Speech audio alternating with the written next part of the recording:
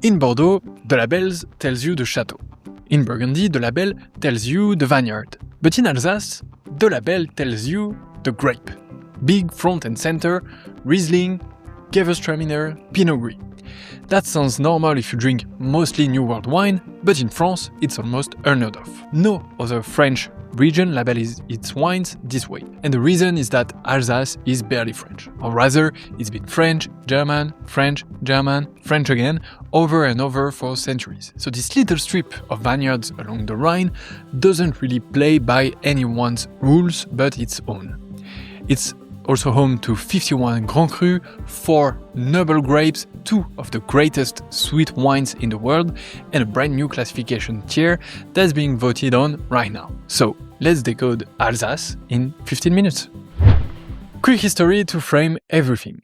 Alsace sits in the far northeast of France, pressed up against the Rhine River, and across that river is Germany. And for most of the last 150 years, that border has been a moving target. Alsace was French for centuries, then German from 1871 to 1919 after the Franco-Prussian War, then French again after the First World War, then German again under Nazi occupation, and then finally French since 1945. So imagine being a winemaker through that. Your grandfather worked in German, your father worked in French, you worked under both, and the village have German names like Rigvir, Egisheim, Kaisersberg, Ribeauvillé. The grapes are largely German, with Riesling, Gewürztraminer, and the bottle itself is a tall, slim green flute, basically a German Rhine bottle. Even the surnames of half the winemakers are German. But the wines are made in a distinctly French way, typically dry, technically precise, terroir-focused. So Alsace ends up being neither quite German nor quite French. It's a third thing. And that constant tug-of-war is the single most important context for understanding everything else in this video, including why the grape ends up on the label, which is a deeply Germanic habit that the French elsewhere generally avoid. Geographically, Alsace is a long, narrow strip running roughly north-south for about 170 kilometers, pinched between two natural walls. On the west, the Vosges mountain, and on the east, the Rhine Valley opening into Germany. And the magic is the rain shadow created by those Vosges. As wet weather rolls in from the Atlantic, the mountains catch it. By the time the air spills down onto the Alsace plain, it's dry. That makes Colmar, in the heart of the region, one of the driest cities in France, and for grapes, that's gold. Long and sunny dry autumns mean fruit can hang late into the seasons and develop incredible ripeness without rotting. The region splits into two halves. The Bas-Rhin in the north, around Strasbourg, generally cooler and sandier soils, and the Haut-Rhin in the south, around Colmar, warmer, steeper slopes and where the majority of the great Grand Cru are concentrating.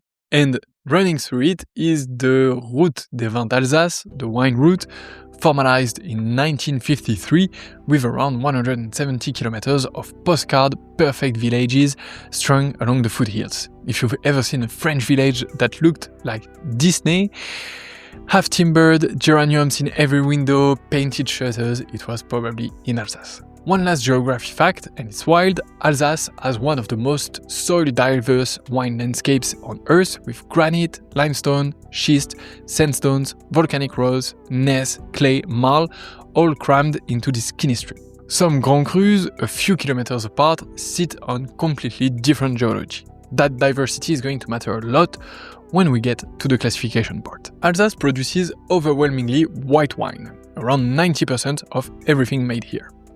It's the only French region that's white dominant. There are 8 officially permitted grapes in AOC Alsace.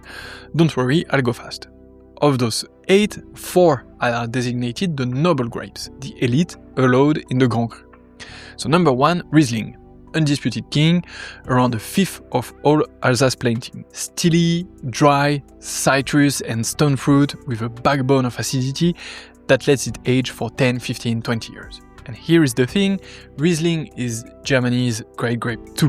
But where German Rieslings traditionally plays across a sweetness spectrum, Alsace Riesling is mostly bone dry. Same grape, but completely different philosophy. Number 2 is Gewürztraminer. spelled in Alsace usually without the umlaut, which is a tiny visible bit of French resistance. Wildly aromatic with lychee, rose petals, ginger, exotic spice, is the most beginner-friendly Alsace wine because the aromas are so unmistakable, often slightly off-dry. Number 3 is Pinot Gris. Yes, the same grape as the Italian Pinot Grigio, but you would never guess. Where Pinot Grigio is light and crisp, Alsace Pinot Gris is rich, honeyed, full-bodied, and sometimes with a smoky edge. Completely different wine from the same grape. Number 4 is Muscat. It's the fourth noble. It smells almost uncannily of fresh grapes. Most of the world makes Muscat sweet. Alsace makes it dry. Classic aperitif wine. Then the other 4 permitted grapes, the supporting cast. We have Pinot Blanc, which is clean, soft, like the everyday workhorse, also a backbone of Crémant. Sylvaner, fresh, simple, mostly older school. Chasselas, which is pretty rare now and mostly blended. And the one red, Pinot Noir, Alsace only authorized red grape. We'll come back to Pinot Noir because something very recent has changed its status dramatically. Now, here is the killer rule that defines Alsace. When you make a wine from one of these grapes, you bottle it as that single variety. No blending. The label simply says Riesling or Gewürztraminer. That's the Germanic tradition. Across the river in Germany, that's exactly how labels work. Cross back into France, and almost nowhere else does it, the label by place instead. Alsace generally is a halfway country. So that's the foundation. 8 grapes, 4 noble, single variety bottlings. Now let's stack the classifications. The base of the pyramid is AOC Alsace, created in 1962. And that's already telling you something. Alsace appellation system is young, several decades younger than most of France's. The war and the back and forth between countries generally delayed everything. AOC Alsace is the broad regional appellation. It covers around 3/4 of all production. The wine has to come from anywhere within the Alsace vineyard, be one of the 8 permitted grapes, and meet basic standards. The label shows you Alsace plus the grape variety. That's it. This isn't a lesser wine, by the way. A serious producer can make wonderful AOC Alsace at a very fair price. It's just the entry point. There is also a separate base tier AOC, which is Crémant d'Alsace. It's the sparkling wine created in 1976. It's made by the traditional champagne method, mostly from Pinot Blanc, Pinot Serrois, Riesling, and Chardonnay. Step up the pyramid and you arrive at a tier that was only formally added in 2011 and most casual drinkers don't even know it exists. It's the communal. These are the specific villages within Alsace whose names have been recognized as carrying meaningful identity. 13 of them, including names like Bergheim, Wolfsheim, Autrot, Scherwiller, Rodern, Blienschwiller. If you see one of these village names on an Alsace label, that wine has to meet stricter rules than basic AOC Alsace. Lower yield, tighter standards. It's essentially the village tier equivalent in Burgundy. It's a young tier, still finding its profile, but a useful one to know. Within and around those villages, you also get lieux-dits, named single vineyard sites. Alsace has somewhere between 200 and 300 of them. If a wine carries a lieu-dit name, it has to come entirely from that named patch of land. This is an unofficial step up between village and Grand Cru, and crucially, this is at the center of the brand new Premier Cru proposal that we are going to come at the end of this video. Now we reach the summit, AOC, Alsace, Grand Cru. There are 51 of them. Each one is a specifically delimited lieu-dit, a single name vineyard, and each one has been recognized because of an exceptional combination of soil, exposure, and microclimate. They sit on the hills, almost always on the best mid-slopes, and they range widely in size, from tiny Kanzlerberg at about 3 hectares all the way up to Schlossberg at around 80 hectares. Two things are unusual about Alsace Grand Cru system, and you have to grasp both. First, the rollout was incredibly slow. The first Grand Cru Schlossberg was recognized in 1975, then 25 more were added in 1983, more in 1992. The very last one, Käferkopf, only joined in 2007. So while Bordeaux's classification dates from 1855 and Burgundy's framework was largely set decades ago, Alsace built its top tier piece by piece over 32 years, fighting through endless local disputes about which vineyards deserve to make the cut. Second, and this is the structurally clever bit, in 2011, all 51 Grand Cru became independent AOCs in their own right. So Alsace Grand Cru Schlossberg isn't really a subcategory of Alsace Grand Cru, it's its own appellation with its own specific rules about which grapes are allowed, what yields, what minimum ripeness. This is 51 separate sets of laws inside one collective system. The rules across the board are strict. Maximum yield of around 55 hectoliters per hectare, much lower than the 80 allowed for basic AOC Alsace. And harvesting is mandatory, and in general, only the 4 normal grapes, Riesling, Gewürztraminer, Pinot Gris and Muscat, may be bottled as Grand Cru.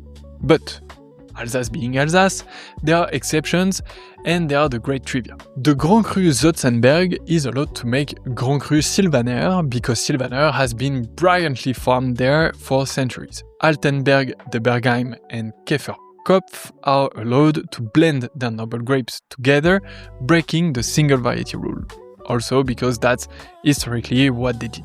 So the system bends to honor local tradition rather than forcing everyone and everywhere to be identical.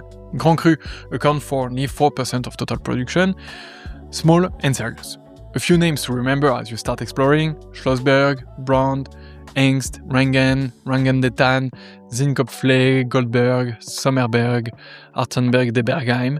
A Grand Cru from a good vintage and a good producer is one of the great wine bargains in France, often a fraction of the price of a Burgundy Grand Cru. So here is the live news that almost nobody outside the region talks about. For nearly 50 years, AOC Alsace Grand Cru was a whites-only club.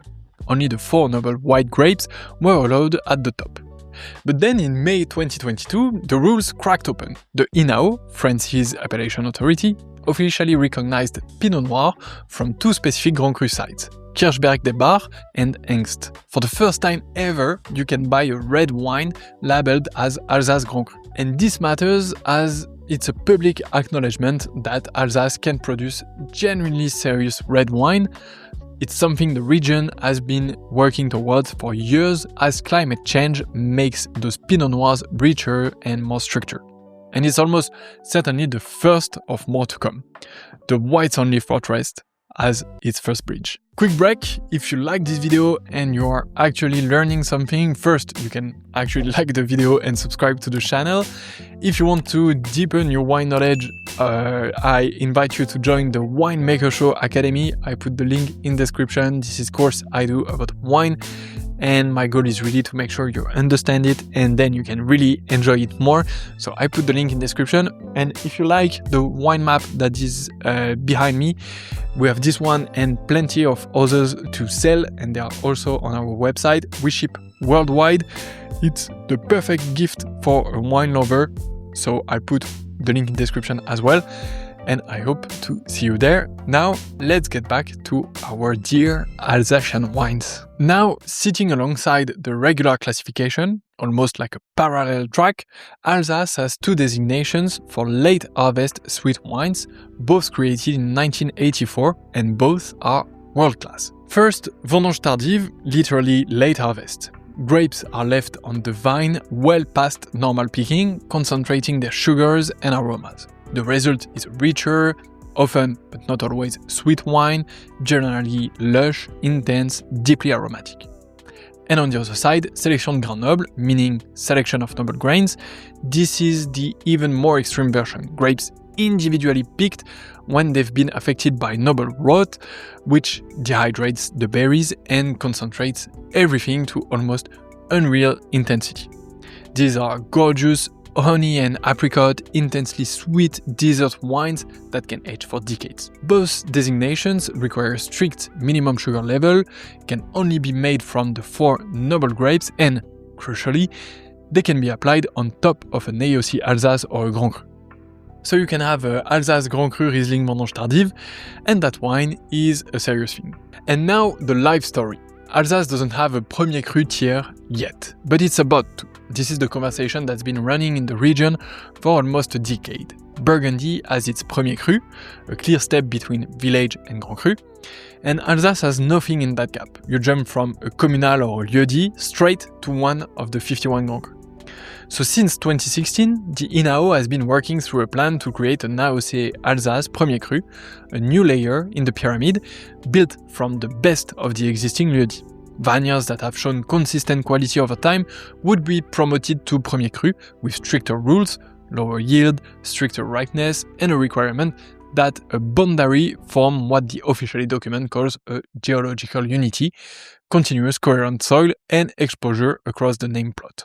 The latest update from the INAO in June 2025 confirmed that the methodology has been approved and that the first 7 applications are now formally being evaluated, so this is happening slowly, vineyard by vineyard, the same painstaking way Alsace built its Grand Cru across 32 years. When this lands fully, Alsace will have the cleanest 4-tier pyramid in France, régional, village, Premier Cru, Grand Cru, the same structure Burgundy uses. It will be the moment Alsace classification system finally feels finished.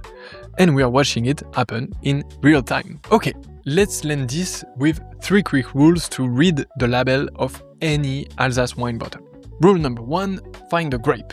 It will almost always be there in big letter, that's your starting point. Riesling, Gewürztraminer, Pinot Gris, Muscat, the 4 noble, plus Pinot Blanc, Sylvaner, and the red Pinot Noir. Rule number 2, look for the place. Just Alsace, bestiaire, a village name, you're at a communal level, a specific vineyard name, a lieu-dit, you're stepping up, and the magic words, Alsace Grand Cru, followed by a lieu-dit, Schlossberg, Heinz, Brand, Rangen, that's the summit, one of the 51. Rule number 3, look for the sweet wines flags, Vendange Tardive or Sélection Grand Noble, anywhere on the label means you're holding something rich, late harvested and built to age. And the honest truth, same as Bordeaux and Burgundy, the label is the starting point, not a verdict. Alsace producers vary hugely. A great grower with a humble AOC Alsace Riesling can absolutely outshine a careless one sitting on a Grand Cru. Few names to learn: Trimbach, Trappé, Hugel, Marcel Dice, Weinbach, Albermann, Dierler-Cadet, and many more. From there, you can build your own taste maps. Alsace isn't quite France, it isn't quite Germany, it's just Alsatian. And that's exactly what makes it one of the most interesting wine regions in Europe. If all this made sense and you learned something, hit the like button, it really does help me. And if you haven't watched our video about Bordeaux and Burgundy, you should be seeing them on screen right now. Once again, we have an academy about wine, you will find the link in the description. I hope to see you there or in the next video. See you soon.